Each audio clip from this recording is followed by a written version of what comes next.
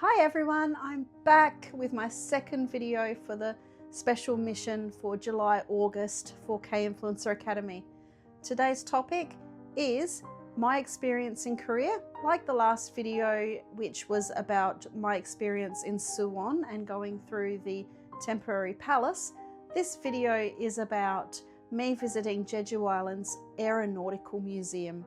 Was just the most amazing place, and as you'll see, planes are very much in my blood. I love planes. I'm not obsessed. Well, I kind of am, but I do love planes. So traveling to this place was very, very important to me.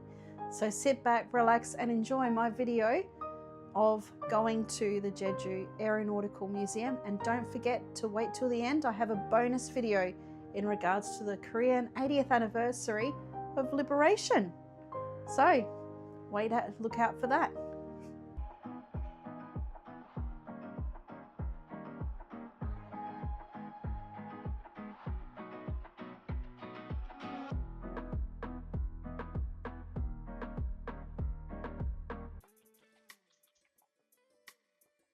So, Phil and I visited the Jeju Aerospace Museum in Jeju Island, which was very, very important to me because I have a big aviation theme in my blood, and my grandfather was a pilot, my dad was a pilot. As you can see here, here's my grandpa next to his plane and my dad with his model plane.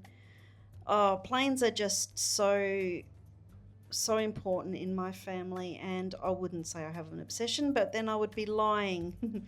I do have an obsession with aircraft. And as you can see, the Jeju Aerospace Museum has everything from your old planes to going ahead in space discovery and all of the interesting things that contribute to that. So the history of aviation and space exploration in South Korea is in this museum.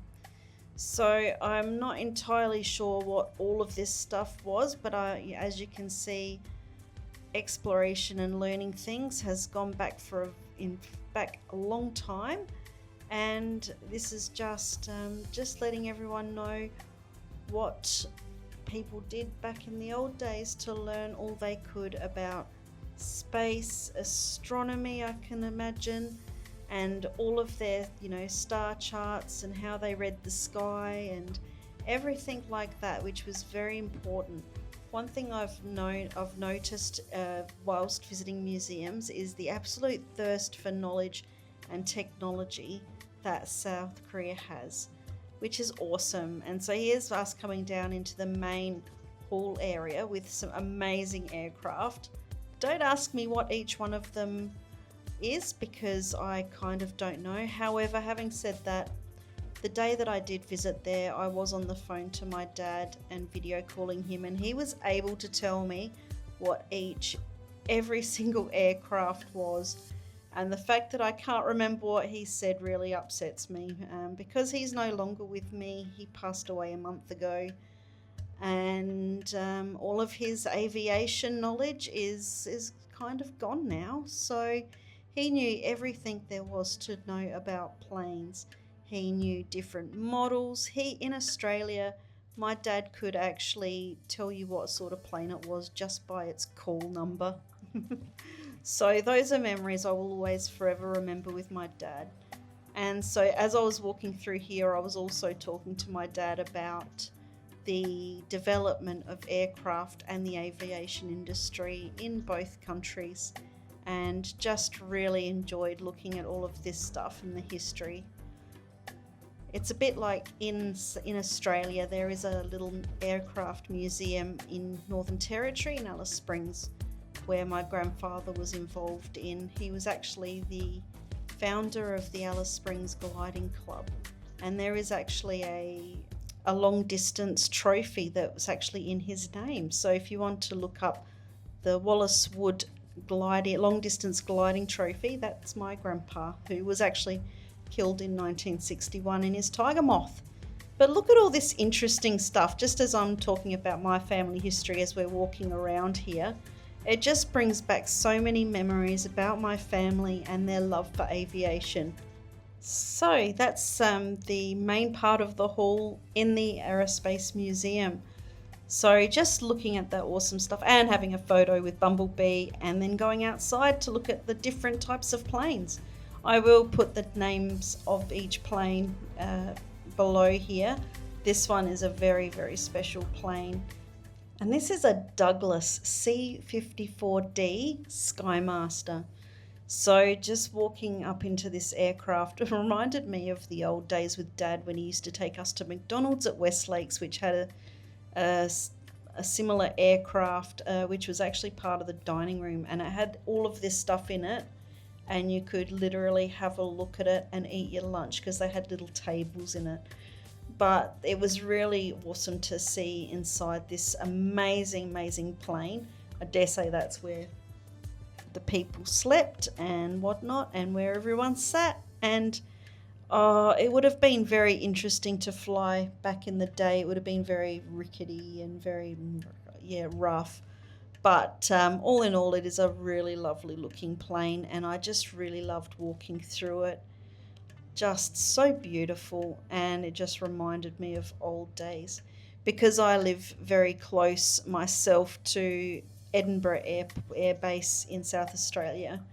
I see a lot of these old planes, and this one here is no different. I love this. It is a Fairchild C-123K Provider.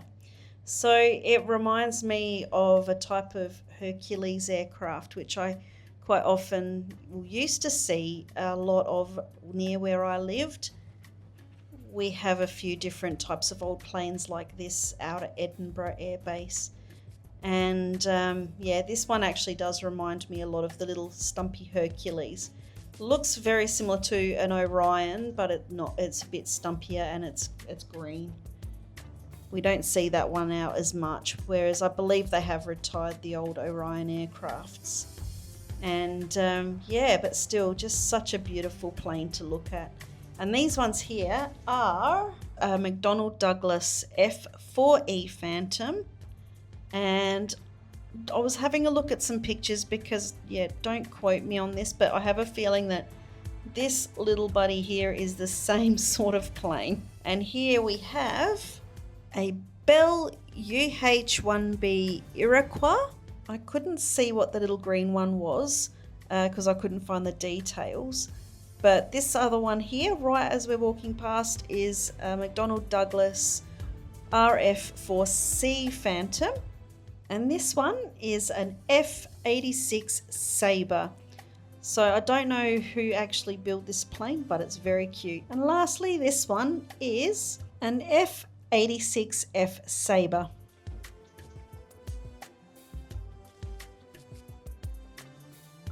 So today's bonus video is marking the 80th anniversary of liberation in Korea. So a little teeny tiny brief bit of history, and just to summarize it, is between 1910 and 1945 there was a 35-year period where Korea was pretty much under colonial rule of Japan.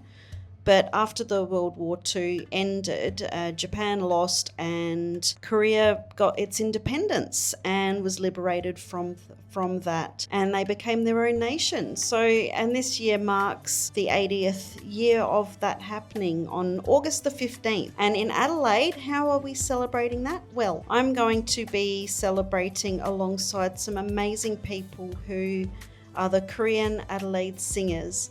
Now they are holding a concert in Adelaide for the 80th anniversary of Korean liberation. So I'm really looking forward to that. It's going to be taking place on Friday, August 15th at 7 p.m. at the Clayton Wesley Uniting Church on Glenburn Road.